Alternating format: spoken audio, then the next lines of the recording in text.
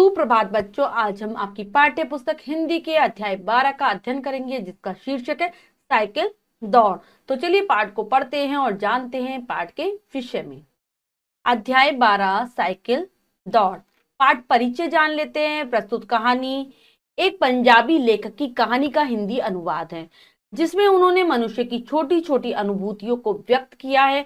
कभी कभी राह पर चलते हुए भी बिना बोले किसी से हम हार जीत का खेल खेलने लगते हैं। ऐसी ही घटना का वर्णन लेखक ने बड़ी सजीवता के से यहाँ किया है।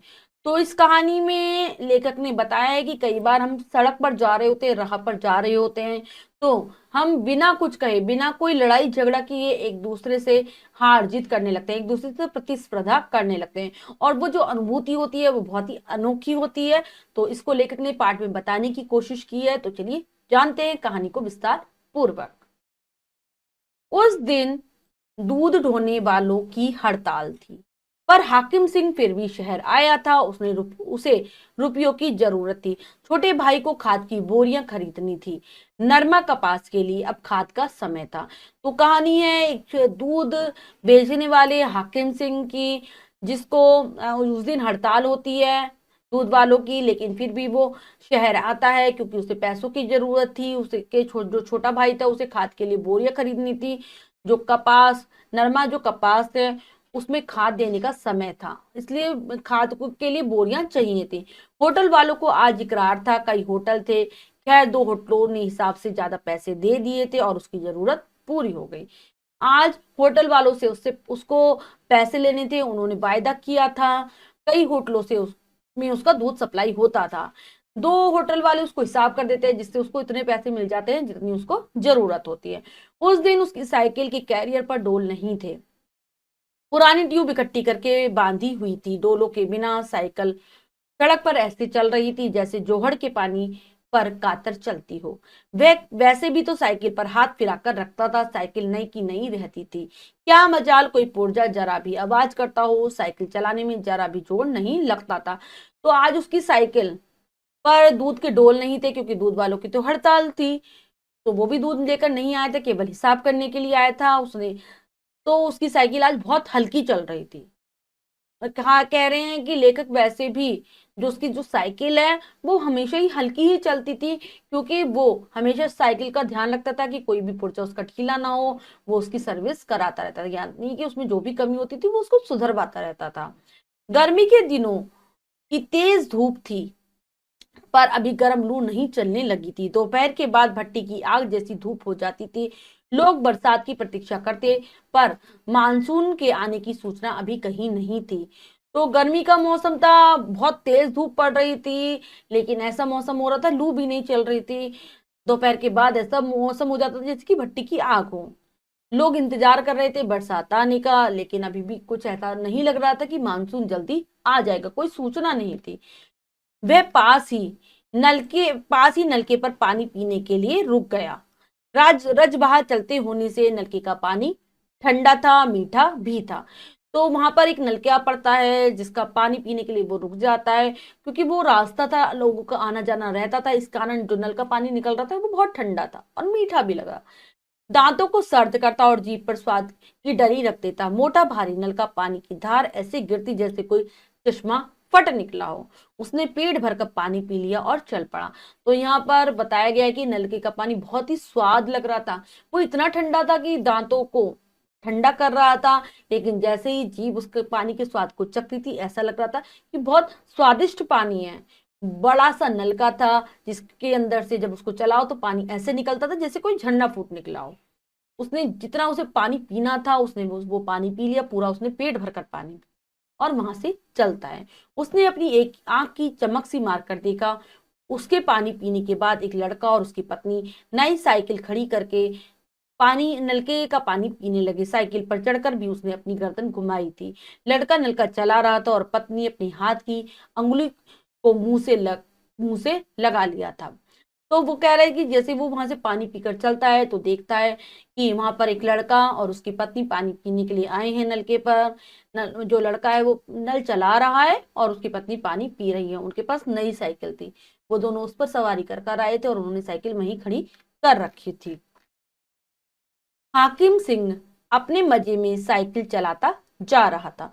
उसके पास से साइकिल तेजी के साथ गुजर गई। उसने देखा तो यह वही है जो फाटक पर पानी पी रहे थे। पत्नी कैरियर पर बैठी थी। उसने अपने ही हाथ से लड़के की कमर पकड़ रखी थी। वह हाकिम सिंह की ओर झांकी भी थी, जैसे खुश हो। तेज दौड़ रही साइकिल का एहसास, पति की ताकत पर नाज और दूसरी साइकिल को काटकर आगे चले जाने की जीत का जश्न।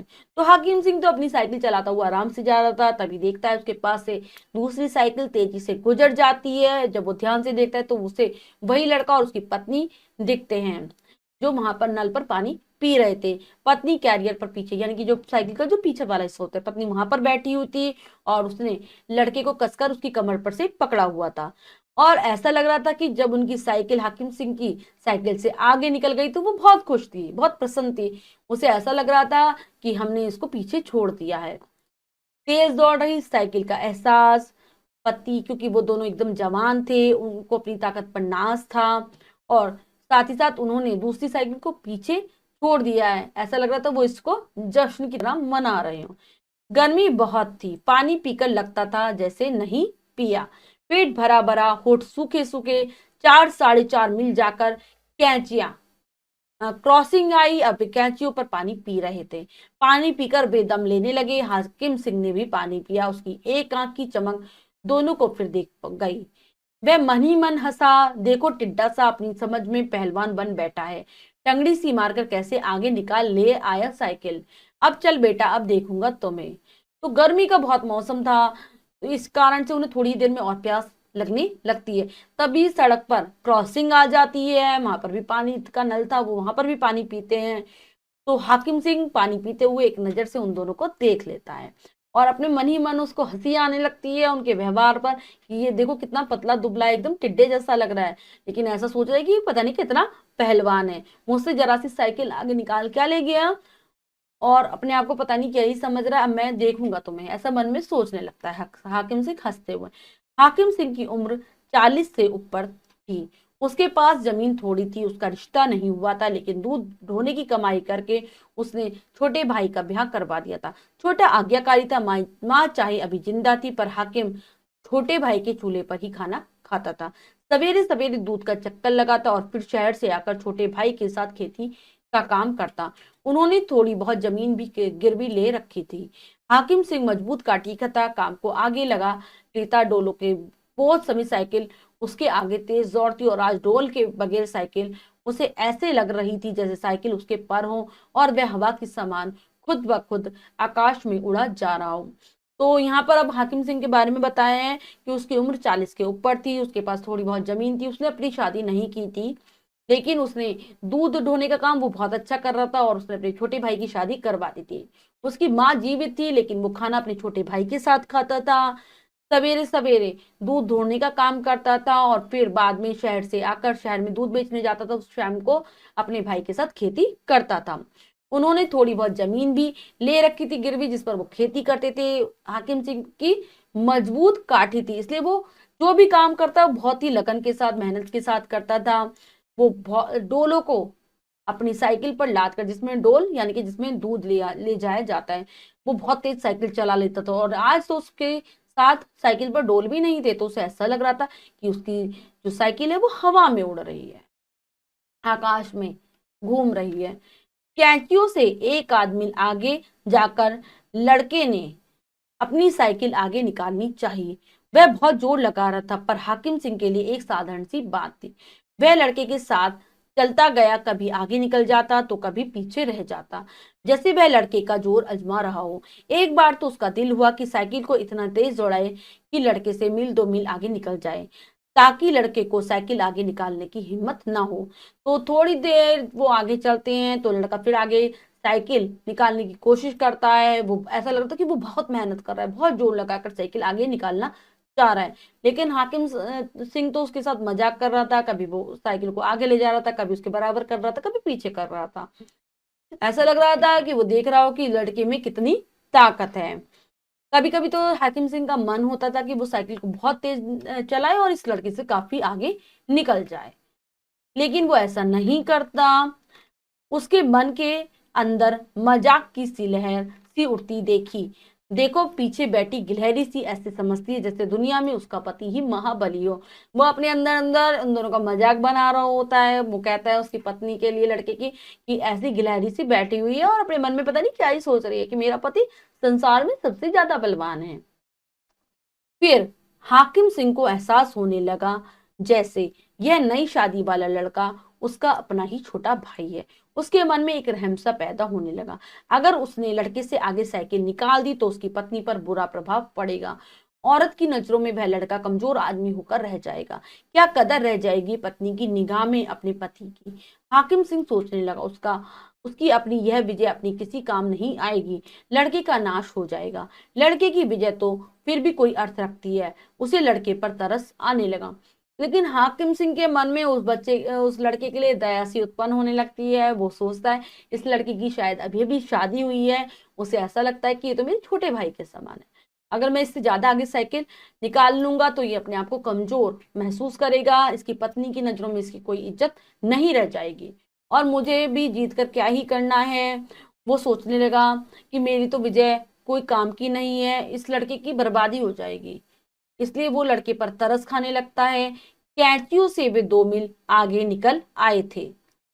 अब हाकिम सिंह लड़के से आगे निकलने की कोशिश करता तो औरत का चेहरा गंभीर हो जाता। उसके लिए जैसे यह कोई अनहोनी बात हो रही थी। हाकिम सिंह कभी उनके दाएं हाथ होता तो कभी बाएं हाथ, लेकिन औरत का मुंह हाकिम सिंह की ओर ही रहता। जब वह उनके पीछे रह जाता तो औरत के चेहरे पर नुरानी आ जाती। उसकी आंखें हंस रही होती। वह कैरियर पर चौड़ी होकर बैठी दिखती। लड़के का दम तो देखी कहां तक। हाकिम सिंह के मन में शरारत उठी, पर लड़के के माथे पर पसीने की बूंदें देखकर उसने अंदाजा लगा लिया कि दम तो लड़के का निकला ही समझो, फिजूल पत्नी को ले गिरेगा। तो वो थोड़ी दूर ही पहुंचे थे क्रॉसिंग से। तभी जो हाकिम सिंह है लड़के से आगे निकलने की कोशिश कर कर देखता है तो क्या देखता है वो कि हो जो उसकी पत्नी थी उसका चेहरा एकदम गंभीर हो जाता है, जैसे कि उसके साथ कोई बहुत बड़ी दुर्घटना हो गई हो। और जैसे ही हाकिम सिंह पीछे हो जाता था तो उसका चेहरा एकदम खिल जाता था। वो कैरियर पर एकदम चौड़ी होकर बैठ जाती थी, यानी कि बहुत खुश होकर बैठी हो रही होती थी। उसकी आंखों के अंदर हंसी दिखाई दे रही थी। तो वो चाहता है, उसके अंदर मन में शैतानी सोचती है, वो चाहता है कि देखूं कि इस लड़के में कितना दम है। लेकिन जब वो देखता है कि लड़के की हालत तो खराब हो रही है, इसके माथे पर पसीने की बूंदें हैं और वो लग रहा था कि उससे लड़के का तो अब दम ही निकल जाएगा और ये पत्नी को लेकर गिर जाएगा। रास्ते में उन्हें 2 बसें मिली थी। एक आ रही थी और एक जा रही थी। ट्रक तो कई गुजरे थे, इधर से भी और उधर से भी। सड़क इतनी चौड़ी नहीं थी। कई बार दोनों साइकिलें कच्चे रास्ते पर चलने लगती। सामने अब साफ सड़क थी। हाकिम सिंह ने साइकिल को लड़के के बराबर रख लिया। अपने माथे पर झूठ मूठ का पसीना पहुंचा। झूठ मूठ ही अपना बायां हाथ अपनी कमर पर रख दिया, जैसे बहुत थक गया हो। और फिर वह झुककर साइकिल चलाने लगा जैसे सारा जोर लगा रहा हो। उसने चोर आंख से देखा, औरत मुस्कुरा रही थी। लड़के का पूरा जोर लगा हुआ था जैसे वह मर मिटेगा लेकिन अपनी साइकिल को पीछे नहीं रहने देगा। हाकिम सिंह धीरे धीरे पीछे रह गया, फिर तो उसने साइकिल खड़ी ही कर दी। वे काफी दूर जा चुके थे लेकिन हाकिम सिंह को औरत का खिला खिला चेहरा साफ दिख रहा था। हाकिम सिंह ने सिर झुका लिया जब अपने उसने देखा कि वह दूसरे हाथ से लड़के की पीठ थपथपा रही है। तो उन्हें आते जाते रास्ते में उनके सामने से 2 बसें मिलती हैं, कई ट्रक गुजरते हैं, लेकिन वो लगातार साइकिल चलाते जा रहे थे। जब ट्रक या बस आती, क्योंकि सड़क ज्यादा चौड़ी नहीं थी, वो कच्चे रास्ते पर साइकिल निकाल लेते थे। तो हाकिम सिंह लगातार उस लड़के को और उसकी पत्नी को देख रहा था। तो फिर उसने कहा कि चलो अब मैं इससे हार जाता हूँ। अपने मन में वो सोचने लगा, क्योंकि वो उसे अपने छोटे भाई की तरह देख रहा था। फिर वो क्या करता है, अपने माथे पर लड़के के बराबर आता है, अपने माथे पर पसीना पहुंचने लगता है, नाटक करता है, अपनी पीठ पर हाथ रखता है और फिर धीरे धीरे साइकिल झुककर चलाने लगता है। उनने देखा कि लड़का तो पूरे जोर के साथ साइकिल चला रहा है, ऐसे जैसे कि आज वो कुछ भी हो जाए लेकिन वो जीत कर ही रहेगा, चाहे उसका दम ही क्यों ना निकल जाए। जब हाकिम सिंह की ऐसी हालत होती है तो वो देखता है धीरे से उस औरत की तरफ, तो वो मुस्कुरा रही होती है। और फिर धीरे धीरे हाकिम सिंह पीछे रह जाता है। वो अभिनय करने लगता है कि वो थक गया है और हार गया है। और फिर वो एक जगह जाकर अपनी साइकिल को खड़ा कर लेता है। फिर जब देखता रहता है उन दोनों को, जब वो काफी दूर निकल जाते हैं।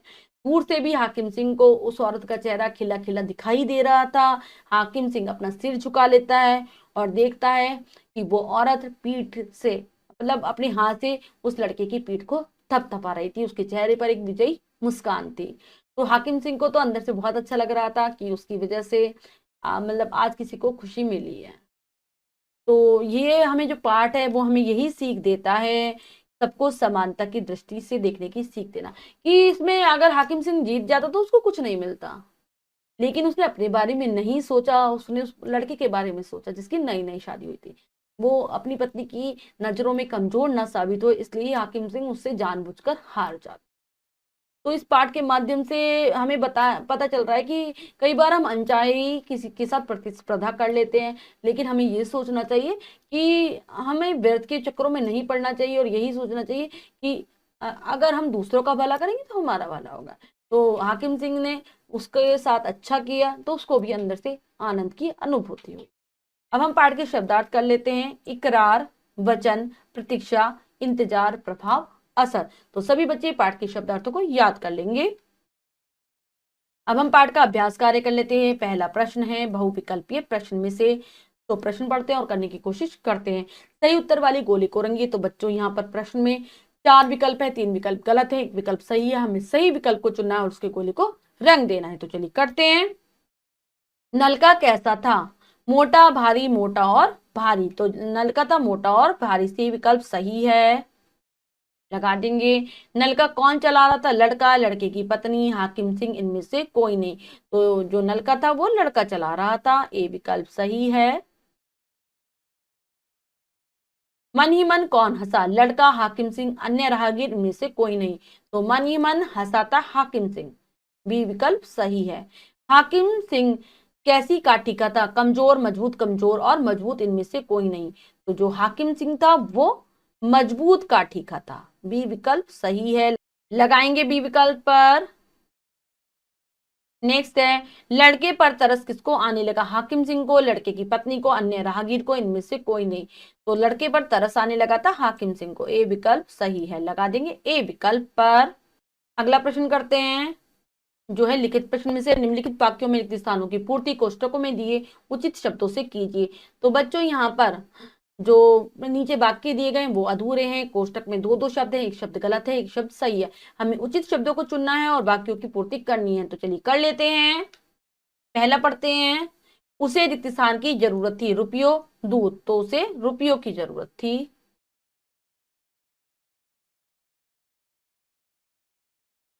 रजबहा चलता होने से नलके का पानी गर्म ठंडा तो ठंडा था।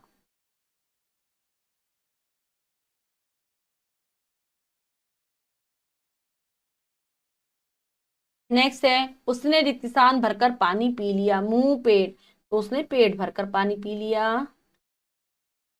इसके बाद अगला करेंगे, औरत ने एक हाथ से लड़के की रिक्त स्थान पकड़ रखी थी, गर्दन, कमर। तो कमर पकड़ रखी थी। उसके रिक्त स्थान जमीन थोड़ी थी, दूर, पास। तो आ जाएगा पास। तो बच्चों हमने रिक्त स्थानों की पूर्ति कर लिया। उसके बाद जो प्रश्न दिए गए हैं निम्नलिखित पंक्तियों का आशय स्पष्ट कीजिए और निम्नलिखित प्रश्नों के उत्तर दीजिए। ये कार्य आपको स्वयं करना है अपनी अभ्यास पुस्तिका में। पाठ को ध्यानपूर्वक पढ़ेंगे तो कार्य आसानी से कर पाएंगे। बच्चों आज हमने पाठ के माध्यम से सीखा कि हमें सबको समान दृष्टि से देखना चाहिए। अपने आप में हमें ये महसूस करना चाहिए कि सब हमारे आसपास रहने वाले अपने ही हैं।